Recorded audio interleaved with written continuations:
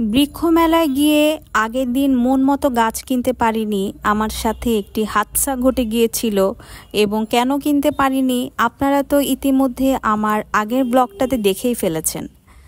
তো যেদিন গিয়েছিলাম তার পরের দিন ছিল বৃক্ষ মেলার শেষ দিন।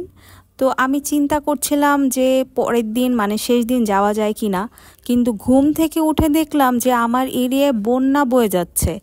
আমি এই এরিয়াতে আসার পর এই প্রথম আমি এমন দেখলাম যে এত পরিমাণে বৃষ্টির পানি জমে গিয়েছিল। কেন হয়েছে আসলে জানি না। তো যাই হোক, এরপর আর এমনটা দেখিনি। তো ঘুম থেকে উঠে আমি এই অবস্থা দেখে তো খুবই অবাক, ভাবছিলাম যে পানি না নামলে তো আমি যেতেও পারবো না। আর বেশ কিছু কাজ জমেছিল বাসায়, তো ফ্রেশ হয়ে নাস্তা করে একটু একটু করে কাজ করা শুরু করে দিলাম।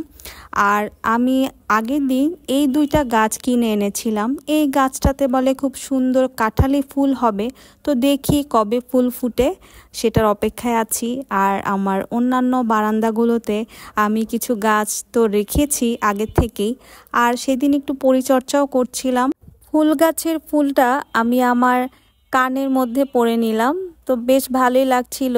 এই ফুল গাছ থেকে প্রতিদিন ফুল ঝরে পড়ে, তো ভালোই লাগে। তো আমি একটু রিফ্রেশ হওয়ার জন্য কফি পান করে নিচ্ছি।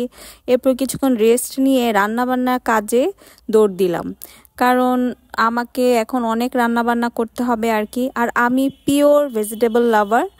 আর যেহেতু আমার গ্যাস্ট্রিকের প্রবলেম অনেক বেড়ে গিয়েছে, তো দেখা যায় যে দুইজন মানুষের সংসারে আমি আমার মতো করে রান্না করি, আবার হাজব্যান্ডের জন্য আরেকভাবে রান্না করি। এভাবেই চলছে জীবন। তো যাই হোক, কাজ আসলে শেষ হচ্ছিল না সেদিন, কারণ আমি একটু আগে আগে যেতে চাচ্ছিলাম বৃক্ষ মেলায়। তারপর কাজ সব কিছু শেষ করে আমি শাওয়ার নিয়ে নিলাম। এরপর খাওয়া দাওয়া করে আমি একটু গাছে পানি দিয়ে নিচ্ছি, কারণ গাছ কিন্তু আমাদেরকে যত্ন করা শেখায়। আপনি গাছ রাখবেন, গাছ পরিচর্যা করবেন না, তাহলে কিন্তু হবে না। তো যাই হোক, আমি গাছ প্রেমী হিসেবে খুব যত্নই রাখার চেষ্টা করি।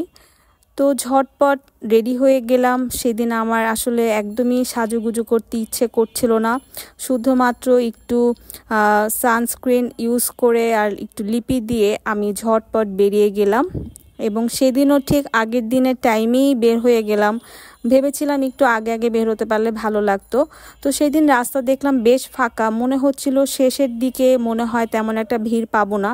তো গিয়ে দেখলাম মোটামুটি ভিড়। এবং সেদিন গিয়ে তো আমি খুবই অবাক, বৃক্ষ মেলায় শেষের দিন বলতে গেলে পুরো 50% অফারে সব গাছ দিয়ে দিচ্ছিল। যারা সেদিন গিয়েছে তারা আসলেই জিতেছে।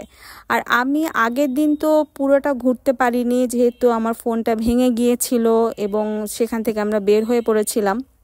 যেহেতু আগের দিন আমি আমার মন মতো কোনো গাছ কিনতে পারিনি, খুবই অল্প পরিমাণে গাছ কিনেছিলাম, তো শেষের দিন আমি একাই চলে গিয়েছিলাম। আর মহসিনকে আমি এটা জানাইনি আগে থেকে।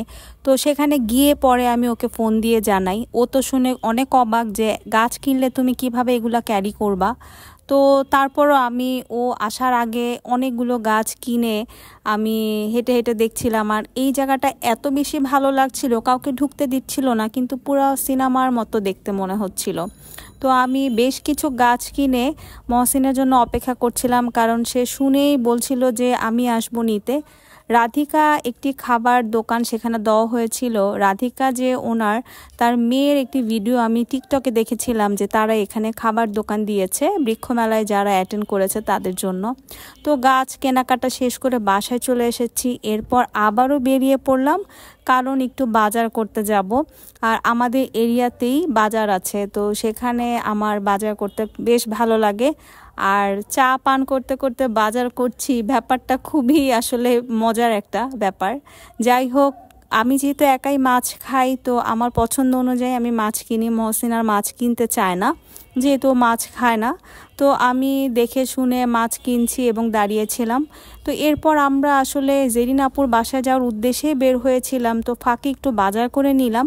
তো বাজার আর বাসায় না রেখে এই বাজারগুলো নিয়েই তাদের বাসায় চলে গেলাম। তো গিয়ে দেখলাম বেশ ঠান্ডা ঠান্ডা পরিবেশ। এই দোলনাটা আমার বেশ ভালো লাগে তাদের বাসার। তো যখনই আমি তাদের বাসায় যাই আগেই এই দোলনাটাতে উঠে বসি। তো তো তাদের সাথে কিছুক্ষণ গল্পগুজব করতে না করতেই জেরিন আপু অনেক নাস্তা নিয়ে আবারও হাজির হয়ে গেল। যখনই যাই তখনই এত এত নাস্তা দেয়। যাই হোক, সুন্দর একটি সময় কাটিয়ে আমি বাসায় চলে আসলাম। So that's all for today.